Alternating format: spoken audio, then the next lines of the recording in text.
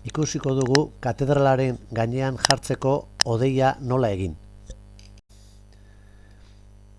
Horrelako hodei bat izango litzake eta artxibo berri bat irekiko dugu eta ikusiko dugu nola egin. Hasteko, hemen artxibategian erabiltzailearen konfigurazioan add-ons zutabean idatziko dugu hodeia ingelesez eta aktibatuta izan behar dugu aplikazioa. Aktibatzen badugu ez ahaztu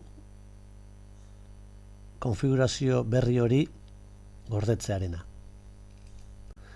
Ondoren, edozein objektu izango da gure hodeiaren sortzailea, kasu honetan jatorriz daukagun kubua izan daiteke eta eraldatu dezaket.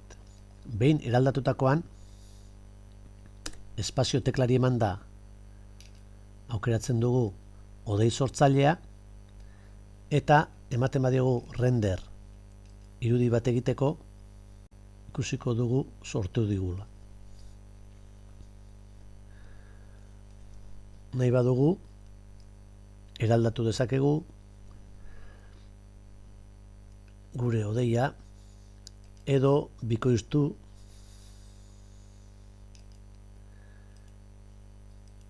gure partikulen sistema bikoiztu daiteke eta horrelako froga ezberdinak egin daitezke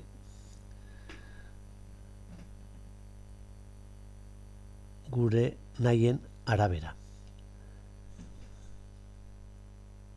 Orain oso simple egin dugu, nahi izan ezkeo munduaren kolorea aldatu genezake.